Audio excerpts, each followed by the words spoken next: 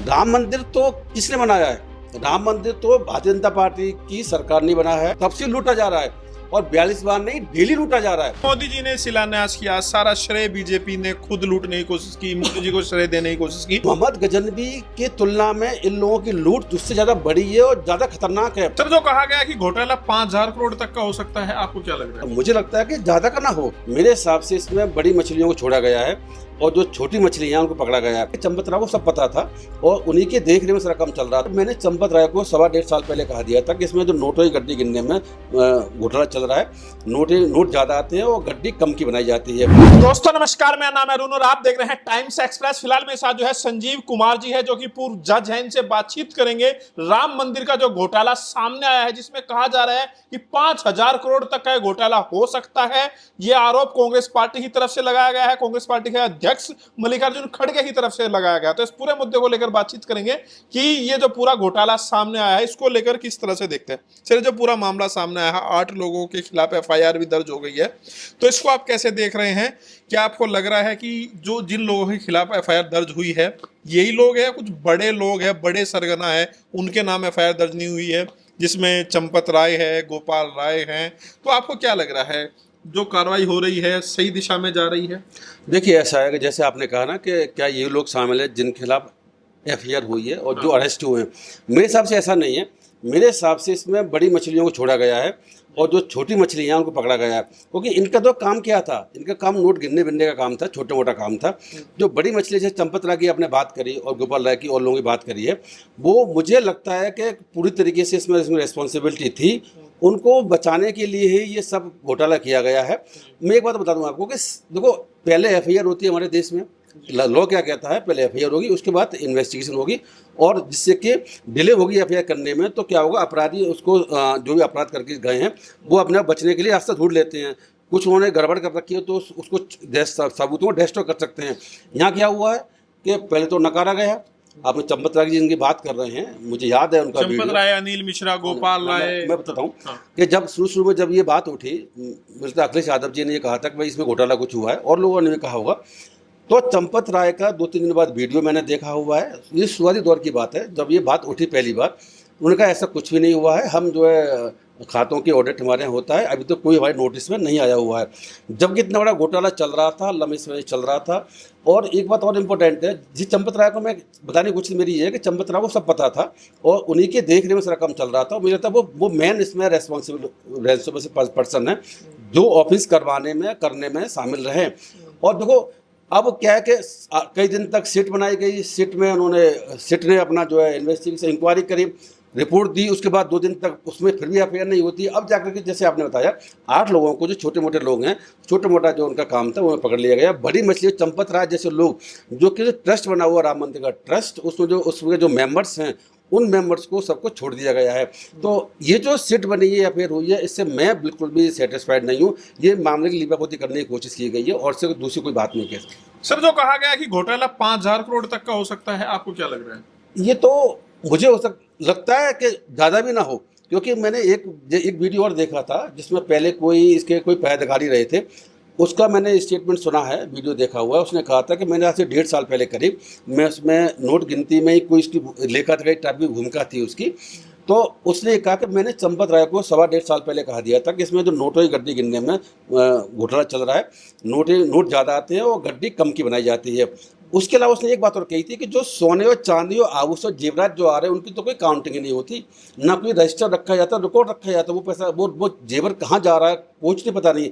वो ये बात 1.5 साल पहले की बता रहा है।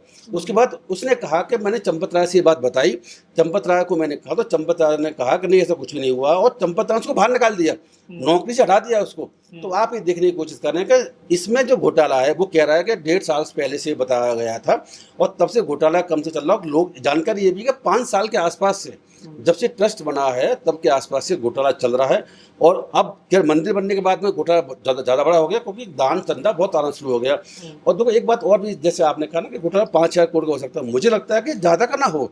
मैं इसीलिए कह रहा हूँ कि वहाँ जो चढ़ावा आ रहा है वो बहुत बड़े पैमाने पर तादाद में आ रहा है। नोट तो आ ही रहे हैं, जो सोने के, हीरा के, चांदी के आभूषण जवाहरात जो आ रहे हैं, और जो सोने की ईट जो चांदी ईट दी जा रही है, वो भी ये बहुत बड़े पैमाने पर है।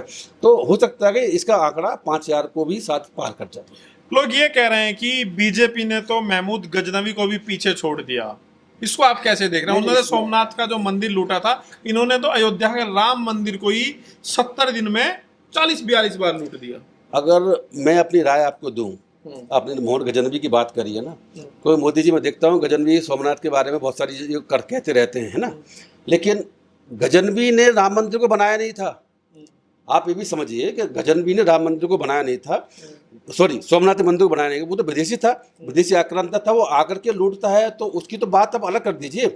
राम मंदिर तो किसने बनाया है? राम मंदिर तो भारतीय जनता पार्टी की सरकार ने बनाया है। 42 दिनों में सर 70 बार लूटा गया, इस तरह की चीजें सामने आई। मैं बता रहा हूँ 42 दिनों में 70 बार क्या राम मंदिर को? आप 42 दिन 70 बार कह रहे हैं, मुझे लग रहा है कि 2019 से जो जजमेंट आया है और उसके बाद जो 20 में शायद ट्रस्ट बना है, तब से चंदा और जाना इकट्ठा हो, तब से लूटा जा रहा है। और 42 बार नहीं, डेली लूटा जा रहा है। तो नोटों की काउंटिंग डेली हो रही है, डेली बेसिस पे उसमें नोट निकाले जा रहे हैं, कम के रखे जा रहे हैं। सोने आभूषण, चांदी के आभूषण जो भी आ रहे हैं वो एक दिन थोड़ी आ रहे हैं, वो डेली बेसिस पे वहाँ पर चंदा आ रहा है। तो आप ये कहिए इसको कि डेली बेसिस पे लूटपाट चल रही है, आप कहते हैं 42 दिन लूटा गया है। तो मोहम्मद गजनवी की तुलना में इन लोगों की लूट उससे ज़्यादा बड़ी है और ज़्यादा खतरनाक है। उसकी रेस्पॉन्सिबिलिटी नहीं थी किसकी, गजनवी की, वो तो विदेशी आक्रांता था, उसका काम ये था, तो उसको क्या, उससे तुलना भी करना बेकार है। देखो ये तो ये मोहम्मद गजनवी से भी बहुत सैकड़ों हजारों करोड़ ऊपर निकल गए कि जिन्होंने मंदिर बनवाया और प्रधानमंत्री मोदी जी ने शिलान्यास किया, उन्होंने भूमि पूजन किया, सारा काम उन्हीं का है। आप अगर राम मंदिर न्यास ट्रस्ट को देखेंगे आज के डेट में भी, तो सबसे पहले ट्रस्ट मेंबर और जो उसके प्रेसिडेंट आने से पहले किसका नाम आता है? प्रधानमंत्री मोदी जी का नाम आता है। तो मोदी जी उसमें पूरी तरीके से रेस्पॉन्सिबिलिटी है उनकी, क्योंकि सारा काम उन्होंने कर रखा है और सुप्रीम कोर्ट की भी रेस्पॉन्सिबिलिटी है। आपको लग रहा है मोदी जी को जिम्मेदारी लेनी चाहिए? इसमें तो कोई बात ही नहीं है, ये तो केस ऐसा है। देखो आप मुझे बताएं कि ना तो मोदी जी ने, आपको तो पता है, मैं आप क्या बताऊं, तो मीडिया के लोग हैं तो आपको पता है कि सारा काम जो भी किया हुआ है, मोदी जी के वीडियो, मोदी जी के फोटो शिलान्यास करते हुए, वो करते हुए, आप सबको पता है। क्योंकि मोदी जी ने शिलान्यास किया, सारा श्रेय बीजेपी ने खुद लूटने की कोशिश की, मोदी जी को श्रेय देने की कोशिश की। तो आपको क्या लग रहा है, कहावत है कि भाई ताली कप्तान को तो गाली भी कप्तान को? बिल्कुल ठीक बात है। मैं एक बात बता दूं कि ट्रस्ट भी मोदी जी ने बनाया है। ट्रस्ट, आप गोपाल लाल की बात कर रहे हैं, जिनकी बात कर रहे हैं, ट्रस्ट के मेंबर हैं, तो मोदी जी ने ही ट्रस्ट बनाया हुआ है। क्योंकि आप ये भी देख लीजिए उसमें वेबसाइट पर, जो इसकी ट्रस्ट की वेबसाइट है, मोदी लिखा हुआ है कि मैंने जो है 2020 में मैं लोकसभा में घोषणा करी, हम ट्रस्ट बनाने जा रहे हैं। ट्रस्ट बना कैसे? ट्रस्ट बनाया राम मंदिर जजमेंट के बाद सुप्रीम कोर्ट के ऑर्डर से। सुप्रीम कोर्ट के जजमेंट में जिसका जिक्र था राम मंदिर और बाबरी मस्जिद के जजमेंट में कि एक ट्रस्ट बनाया जाएगा, भारत सरकार बनाएगी और ट्रस्ट सारा मंदिर का निर्माण भारत देख रेख करेगा। वो ट्रस्ट भारत सरकार का, भारत सरकार की रेस्पॉन्सिबिलिटी है। और मोदी जी को, भारत सरकार को पूरी मोदी जी चला रहे हैं। जैसे मैं तो मेरा मानना है कि सारे मंत्रालय मोदी जी के पास में हैं। तो इसी, और राज्य के मुख्यमंत्री भी जहाँ बीजेपी की हैं वो भी प्रधानमंत्री हैं। प्रधानमंत्री मोदी जी के ही नाम पर आप देख रहे होंगे हर राज्यों के चुनाव भी लड़े जाते हैं। तो प्रधानमंत्री मोदी सिर्फ प्रधानमंत्री ही नहीं है, अपने ही भारत सरकार के सारे मंत्रालय उनके पास में, ऐसा कह सकता हूं।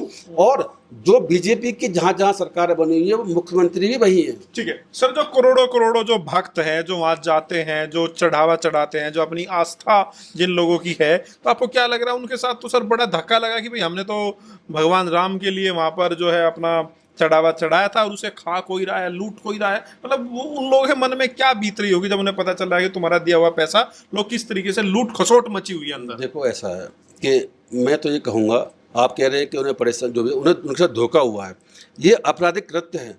एक तो ये होता है कि आपराधिक कृत्य ना हो, अपराध ना हो। एक होता है कि भाई कोई मॉरली रेस्पॉन्सिबिलिटी, जैसे धन प्रदान की बात करें, मॉरल रेस्पॉन्सिबिलिटी हो सकती है क्या, नीट वाले पेपर में जो आंदोलन चल रहा है उसको अलग कर दीजिए। लेकिन यहाँ पर मॉरल रेस्पॉन्सिबिलिटी की बात नहीं है, या वो ऑफेंस किया गया है, उनके पैसे को लूटा गया है और डेली लूट चल रही है। मैं आपकी बात से सहमत नहीं हूँ कि 42 बार लूटा गया। मेरा अपना मानना है कि जब से चंदा आना शुरू हुआ, जब से ट्रस्ट बना, जब से राम मंदिर का उद्घाटन हो गया, कम से कम तब के बाद में डेली बेसिस लूट चल रही है। तो आप ये कह सकते हैं कि इस स्थिति में जो लोग हैं चंदा देने, उनके साथ ना केवल छलावा धोखा हुआ है, बल्कि उनके साथ में उनकी जो दयालुता बेचारों की, जो अपने पैसा देंगे, कैसे कैसे गरीब लोग भी बहुत पैसे देने आते हैं, अमीर भी आते हैं। सर क्योंकि आप तो सर जज रहे हैं, इसीलिए मेरा आपसे सवाल है, कानून के आप जानकार है, सजा क्या बनती है जो अपराधी है, जिन लोगों ने लूटा? आपको क्या लग रहा है कौन कौन लोग इसमें फंस सकता है अगर सही से जांच हो, सही से फैसला हो? देखिए मेरे हिसाब से तो मैं जो समझ पा रहा हूँ, मैं आपने कौन लोगों की बात करी, चंपत राय से लोगों की बात करी है, वो इसमें निश्चित रूप से रिस्पॉन्सिबिलिटी उनकी है, निश्चित रूप से उनको एक्टिव बनाना चाहिए। इसके अलावा मैं एक बार बता दूं कि इसमें 4 IAS ऑफिसर भी ट्रस्ट के मेंबर हैं। केंद्र सरकार से वो नो नॉट केंद्र सरकार, बता रहा हूँ 4 IAS ऑफिसर्स के नाम भी लिखे हुए हैं, जिसमें कि गणेश कुमार का नाम भी इसमें लिखा हुआ है। वो भी ट्रस्ट के मेंबर आज की डेट में शो कर रहे हैं। डिस्ट्रिक्ट मजिस्ट्रेट अयोध्या का, वो भी एक्स ऑफिसो वहाँ का मेंबर होता है। आप बताइए, अयोध्या डिस्ट्रिक्ट मजिस्ट्रेट के अंतर में है, मतलब जिले का सर्वे अधिकारी डिस्ट्रिक्ट मजिस्ट्रेट हुआ करता है, वो भी खुद उसका मेंबर है। उसके रहते हुए देखते हुए वो जिले में वो तो वही रह रहा है, उसकी ड्यूटी भी यही है, और तब भी अपराध हो रहा है। गणेश कुमार तो खैर वो बन गए, वो अलग बात होगी, बाकी और लोग भी हैं। तो देखो, मेरे अपने समझ के अकॉर्डिंगली इसमें जो जाता हम सजा की बात करी, क्या क्या अपराध किया हुआ, इसमें जो चीटिंग फोर्जरी की जो मैं देख रहा हूँ, चीटिंग भी हुई है, इसमें फोर्जरी भी हुई है, क्रिमिनल ब्रीच ऑफ ट्रस्ट हुआ है, और रॉबरी और डकैती के जो भी कोई फैक्ट मेरे पास नहीं है पूरे, जो FIR की गई है वो वाले फैक्ट की हिसाब से बता सकता हूँ कि उन्होंने जो है ये अपराध डकैती का, लूट का माना है, या क्रिमिनल ब्रीच ऑफ ट्रस्ट, या और जो चीटिंग का माना है। चीटिंग के उसके अपराध नज़र मुझे आते हैं इसमें, क्रिमिनल ब्रीच ऑफ ट्रस्ट के। हम किसी को कोई पैसा देते हैं, सपोज दो रॉबरी डकैती किसमें होती है कि जब हम उस पैसे को जबरदस्ती किसी से छीन लें, ले लें, लेकिन कोई अगर पैसा हमारे पास में पहले से है, उसको हम जो है गायब करते हैं, किसी को वापस नहीं करता, वो एक क्रिमिनल ब्रीच ऑफ ट्रस्ट का मामला होता है, वो अलग कहानी है। तो इसके फैक्ट की मुझे पता नहीं FIR किस वजह से हुई है, उसके बाद कह सकता हूँ, लेकिन फिर भी इसमें कम से कम उम्र कैद की सजा वाले प्रावधान इसमें है क्रिमिनल ब्रीच ऑफ ट्रस्ट में भी। आपको लग रहा है उम्र कैद तक हो सकती है? देखो, बिल्कुल हो सकती है, क्योंकि क्रिमिनल ब्रीच ऑफ ट्रस्ट में जो ऑफिसर्स होते हैं, एम्प्लॉय जो ब्रीच ऑफ ट्रस्ट करते हैं, उनके लिए जो सजा वो उम्र तो कैद क्या इसमें, जैसे आप कह रहे थे कि भाई सारे लोग शामिल हैं, तो क्या मोदी जी भी इसमें फंसेंगे? देखो, मोदी जी को तो, आप मोदी जी के ज़माने में जब से बीजेपी गवर्नमेंट आई हुई है, आपको पता होगा कि मोदी जी के पार्टी के छुटवैया नेता भी नहीं फंस पाते, चाहे कितना भी अपराध कर लें वो भी नहीं फंस पाते, अगर मोदी बचाना चाहते हैं तो। दिल्ली के दंगों में उसी जो हमने ठीक है, सर, मेरा एक आपसे सवाल है, हाँ, क्योंकि सर आप जुडिशरी में आप रहे हैं, क्या जुडिशरी भी दबाव में है सर? ये बात कई बार निकल के सामने आती है। तरीके आता हूँ कि जहाँ तक मोदी जी का सवाल है, तो मोदी जी ने सारा काम कर रखा है, तो मोदी जी को कम से कम मॉरल रेस्पॉन्सिबिलिटी लेनी चाहिए, कम से कम। मैं उन्हें अपराधी तो नहीं कहूँगा, लेकिन मॉरल रेस्पॉन्सिबिलिटी उनकी बनती है कि सारा काम उनकी देख रेख में हुआ है और चल रहा है। तो उस स्थिति में घोटाला लंबे समय से हो रहा है, चल रहा है, लूट चल रही है, तो उसमें मॉरल रेस्पॉन्सिबिलिटी बनती है। अब आगे सुनिए, तो आपने कहा कि जुडिशरी का क्या रोल है। देखो, जुडिशरी का रोल तो ये है, मैं आपको बता दूँ कि मैंने जो जुडिशरी को त्याग दिया, मैंने जुडिशरी से मैंने BRS ले लिया, क्योंकि मैं ये देख रहा था बहुत सी चीज़ों के अलावा। एक बात बता दूं आपको कि मुझे ये भी उस वक्त से, उससे पहले से ही मैंने 24 में BRS लिया हुआ है, मोदी 2014 से आए हुए हैं। उसके बाद में मैंने बहुत सी चीज़ों को देखा, समझा, जजमेंट भी देख के समझे। हमें क्या करना पड़ता था कि सुप्रीम कोर्ट ने कोई जजमेंट दे दिया, हाई कोर्ट जजमेंट देता था, तो नीचे चीज़ों को मानने के लिए बाध्य है, आप भी जानते हैं। तो मुझे लगता था गलत जजमेंट आ रहे हैं, हम उसे मानने के बाध्य हैं। और सुप्रीम कोर्ट, हाई कोर्ट खुद गलत जजमेंट दे रहे हैं, अनगढ़ जजमेंट आ रहे हैं। जहां मोदी जी रिलेटेड है उनसे तो आए रहे हैं, बाकी और इतनी, मैं बता रहा हूँ कि इतनी अक्षमता नज़र मुझे आती है बहुत सी केसेस में। मुझे लगता है कि जुडिशरी की पूरी ओवरहालिंग की आवश्यकता है। और जहाँ तक दबाव की बात है, तो जितने जजमेंट में कम से कम, जिसमें एक पार्टी भारत सरकार है या राज्य की सरकार है, जहाँ भारतीय जनता पार्टी सरकार बनी हुई है, वहाँ के जजमेंट ज़्यादातर, मैं कहता हूँ 95% के आसपास में, उससे ज़्यादा, जो भारत सरकार और राज्य सरकार पक्ष में आने का मतलब ही यही है कि भारत सरकार के या राज्य सरकार, मैं कह सकता हूँ कि दबाव में जुडिशरी काम कर रही है। तो दबाव है या लालच है राज्यसभा, या फिर? देखो, इसमें कई चीज़ें। लालच तो ये बात है कि जब हम रिटायरमेंट हो जाएंगे उसके बाद कोई पद हमें मिल जाए, आप उसकी बात कर रहे हैं। लेकिन एक बात बता दूं आपको कि उसके अलावा जजों के पास आजकल, शायद मुझे पता नहीं आपको जानकारी में है कि नहीं है, सुप्रीम कोर्ट के जजों के पास रिटायरमेंट के बाद में पैसे कमाने के लिए जो वो आर्बिट्रेशन है, वो एक बहुत बड़ा फील्ड है। आपको नहीं पता होगा, 100 करोड़ रुपये आर्बिट्रेशन लेते हैं, क्या आर्बिट्रेशन करने में सुप्रीम कोर्ट जजेज। आर्बिट्रेशन जो है, जो बड़े बड़े आर्बिट्रेशन हुआ करते हैं बड़ी कंपनियों के, उसमें 50 करोड़, 100 करोड़, 200 करोड़ इनकी फीस रात तय होती है। सुप्रीम कोर्ट जज जो रिटायरमेंट के बाद आर्बिट्रेशन करते हैं, इतने बड़े आर्बिट्रेशन हुआ करते हैं। तो देखो, जहाँ तक किसी पद का लालसा का सवाल, पद का लालसा तो है ही है, कहीं न कहीं इसके अलावा डर भी है। और तीसरी बात क्या है कि वो जजेज, क्योंकि अब 2014 के बाद में 12 साल हो चुके हैं, जितने जजेज उनकी भर्ती हुई है, वो जजेज बहुत से ऐसे हैं जो कि भारतीय जनता पार्टी की सरकार आने के बाद में जजेज बने हैं हाई कोर्ट में, और सुप्रीम जज बने हुए हैं। तो उनकी आइडियोलॉजी से भी मैच करती है, जजों की आइडियोलॉजी वो है, उन जजों को लिए जनरली लिया जा रहा है कि जो भारतीय जनता पार्टी की आइडियोलॉजी से मैच करती है, इसीलिए वो दबाव में के अलावा उनकी आइडियोलॉजी सहमत है, दबाव भी है, और फिर रिटायरमेंट के बाद में पद की लालसा भी, तीनों बातें। ठीक है सर, खैर आपने बातें बताई, खैर ये लंबा टॉपिक हो जाएगा, हम इसमें बातचीत करेंगे। फिर से मुद्दे पर आते हैं, राम मंदिर के मुद्दे पर। क्या आपको लग रहा है सर, जो राम मंदिर का जो पूरा घोटाला हुआ है, साथ ही साथ एक सवाल ये भी पूछा जा रहा है, जो धीरेन्द्र शास्त्री है, जो पर्चा निकालते हैं, जो पर्चा देख के बता देते हैं, किसी भविष्य बता देते हैं, वो क्यों नहीं बता पा रहे हैं कि भाई किसने घोटाला किया? सीधा बता देते हैं अब तक तो। अरे देखो ऐसा है, आप ये तो अब अंधविश्वास की बात करें। धीरेन्द्र शास्त्री क्या है, वो तो पाखंड अंधविश्वास को फैलाने वाला एक व्यक्ति है। वो तो कुछ कभी नहीं बता सकता। मैं एक बताऊँ, आप मुझे एक बात याद आ गई। एक मेरे मिलने वाले थे, तो उनका कहना ये था कि मैं जो है इस जो ज्योतिष शास्त्र विद्या है, हस्तशास्त्र ये विद्या है, इसको मैं बहुत अच्छे से जानता हूँ। वो उनके साथ एक्शन हुआ न्यायपालिका में, वो अपने एक्शन को जान नहीं पाए। एक एग्जाम्पल देता हूँ मैं आपको। बहुत उत्तर प्रदेश में एक बहुत बड़े धीरेन्द्र शास्त्री, तो अब बड़े हो गए, पहले कुछ नहीं, तो उससे उस जैसी लेवल के स्टेज के एक कोई दो हाथ देख करके और भाग बताने वाले थे। उनके साथ क्या हुआ पता है क्या हुआ? वो यूपी में, जाने मैं शहर का नाम बोल रहा हूँ, वहाँ घर पे अपने आते हैं, 2 लोग आते हैं और आने के बाद गोली मार के मर्डर हो जाता है। ऐसे अनगिनत एग्जाम्पल्स हैं। तो इनको कुछ नहीं पता, ये तो झूठ और पाखंड फैलाते हैं। धीरेन्द्र शास्त्री को अपना नहीं पता है कि नेक्स्ट डे कल उनके साथ क्या होने वाला है, तो उनको तो पता भी नहीं, सब झूठ है। सर अब ये बताइए सर, क्या आपको लग रहा है कोई एक्शन होगा, कोई बड़ी कार्रवाई होगी और इस पूरे मामले में दूध का दूध पानी का पानी हो पाएगा? सच में लोगों को पता चल पाएगा कितना बड़ा घोटाला हुआ है, कितना गबन हुआ है, और जो सर अब तक जो पैसा जो इकट्ठा हुआ है, मतलब जो बरामद किया गया वो सिर्फ 80 लाख है। देखिए ऐसा है कि इंडिपेंडेंट ना तो इन्वेस्टिगेशन होगी, ना भी इंडिपेंडेंट अभी इंक्वायरी हुई सिट की। तो जब इंडिपेंडेंट और निष्पक्ष इंक्वायरी इन्वेस्टिगेशन नहीं होगी, सरकार की मंशा इस मामले को दबाने की, ना कि उछाड़ने की। अगर ये मसला, मैं आपको बता दूं कि मंदिर में ना होकर के कहीं किसी दरगाह बरगाह में किसी और जगह ऐसा रहा होता, किसी और धार्मिक स्थल में, तो ये बता दूँ जाने क्या का अब तक हो चुका होता। तो धर्म के आधार पर भी चीज़ें देखने की ज़रूरत है। यहाँ पर भारतीय जनता पार्टी की सरकार कभी भी नहीं चाहेगी इस मुद्दे को एक ज़्यादा बड़ी हवा मिले और ज़्यादा लोग इसमें बुराई करें और सरकार भी गिरे। मैं बता रहा हूँ आपको कि ये इन्हीं तक सीमित रहेगा। मुझे शक है, डाउट है कि साथ चंपत राय जैसे लोग भी इसमें दायरे में आएंगे। मेरे हिसाब से तो इसमें और लोग बहुत दायरे में आने की आवश्यकता है, यानी एक्टिव बनने की आवश्यकता है। लेकिन मुझे इसका डाउट है। और जहाँ तक आपने 80 लाख के आसपास की बात करी, तो इससे ज़्यादा रकम बताएंगे तो फिर क्या मैसेज आएगा? सरकार केस को दबाने की कोशिश करेगी, क्योंकि फिर क्या होगा कि सारे जितने भी आपने भक्तों ने कहा कि चंदा चढ़ा दे के आते हैं, उनके दिल पे क्या भी जाएंगे, विश्वास कम हो जाएगा। एक वो एंगल भी है, और भगवान राम में विश्वास कम होगा। देखो वो तो लोग कह ही रहे हैं, जो अयोध्या के जो वहाँ की जो लोग हैं, जो दुकान चला रहे हैं, वो कह रहे हैं जब से पूरा मामला सामने यहाँ पे खाली हो गया है, कोई आ नहीं रहा है। देखो मुझे ये बताओ कि जहाँ पर जब ऐसा होगा लोग वहाँ क्यों आते हैं?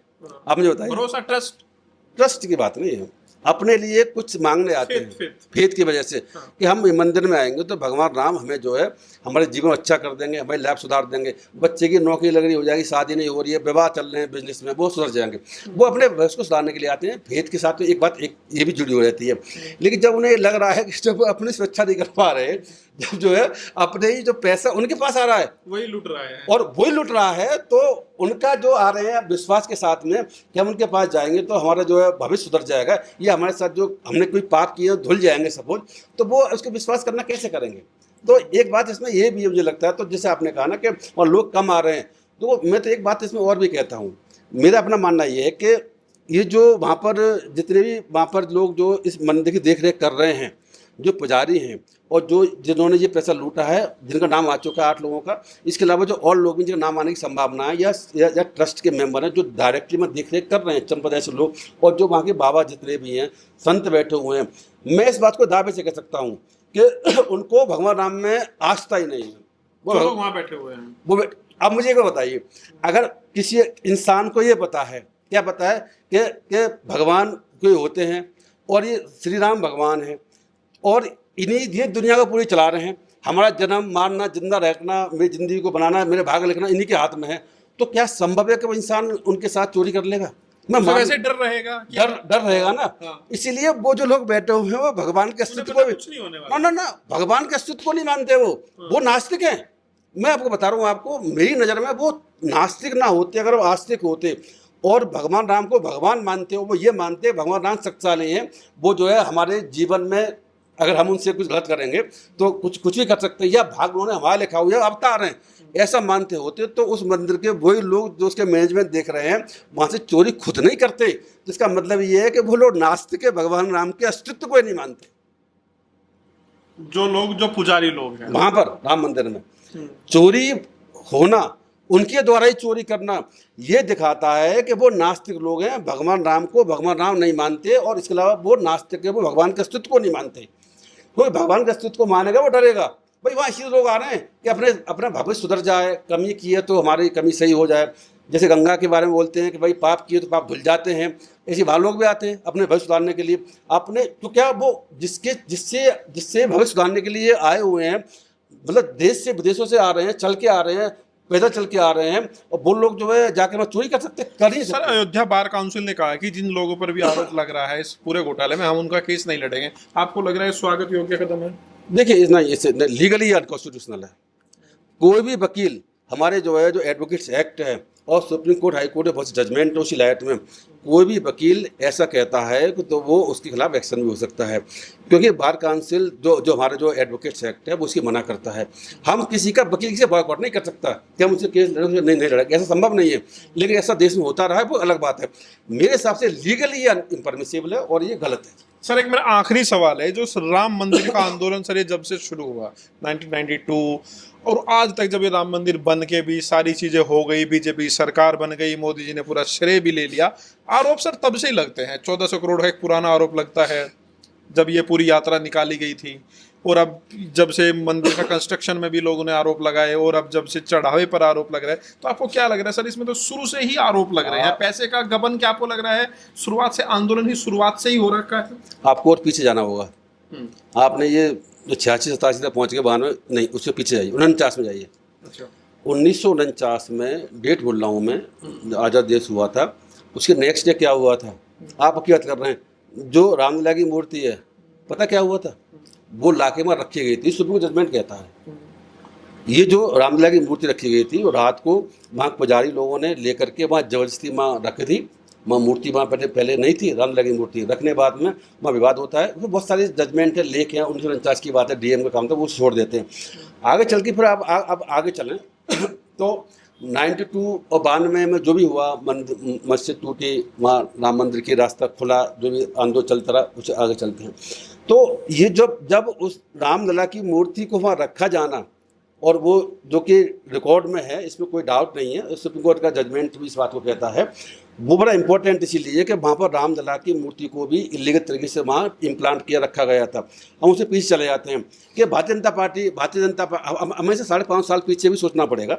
इसलिए मैं कह रहा हूँ कि सुप्रीम कोर्ट का जजमेंट है, जिस जजमेंट ने राम मंदिर बनाने की परमिशन दी, जमीन हिंदू पक्ष को दी, उसी जजमेंट में लिखा हुआ है, क्या लिखा हुआ है कि जो रामलला थे, एक पार्टी थी उसमें, रामलला जो थे और जो हिंदू पक्ष थे, वो ये प्रूव नहीं कर पाया कि वहाँ कोई पहले मंदिर था, और मंदिर था तो किसका मंदिर था। यही प्रूव नहीं कर पाया कि वहाँ अगर कोई मंदिर था तो वो तोड़ा गया है। ये दोनों बात सुप्रीम कोर्ट ने नकारी है।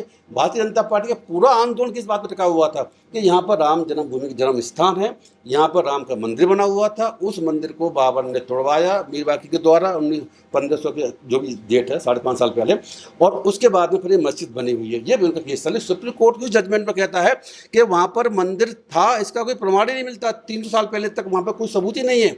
तो आप ये समझने की कोशिश करिए कि पूरा जो मामला था वो किस तरीके से चला है, पॉलिटिकली चीज़ें चली हैं, और सुप्रीम कोर्ट ने भी जो है, मैं जजमेंट से पूछा समझ गया, वो अलग मसला है। लेकिन सर क्या आपको लग रहा है कि जब से आंदोलन शुरू हुआ, घोटाला तब से ही हो रहा है? क्योंकि आरोप शुरू से ही लगते आ रहे हैं इस पूरे मामले पे कि पैसा इकट्ठा हुआ, कई बार पैसा, देखो जहाँ पैसा इकट्ठा होता है चंदा के रूप में, यात्रा के नाम, जैसे आपने कहा, वहाँ घोटाला हमेशा होता है। क्योंकि हमारे देश में मैं देखता हूँ कि ज़्यादातर लोग किस तरह के जो कि वो ईमानदारी विश्वास नहीं रखते। यहाँ पर ईमानदारी, ऑनेस्टी एक पिक्चर में आएगी, या क्रेडिबिलिटी आपकी पिक्चर में आएगी। जब इंसान ईमानदारी नहीं है तो वो हर एक घोटाला करेगा। तो यहाँ पर चंदा के लिए, राम मंदिर बनने के बाद में चंदा इकट्ठा किया जाए, या उससे पहले सलाह फलाह बन रही थी, वो मेरे ख्याल पहले से ही एक फैक्ट्री बना रखी थी, उन्हें काम चल रहा था, तब से घोटाला चल रहा होगा। ये तो बहुत पहले घोटाला चल रहा है, उसमें डाउट ही नहीं है।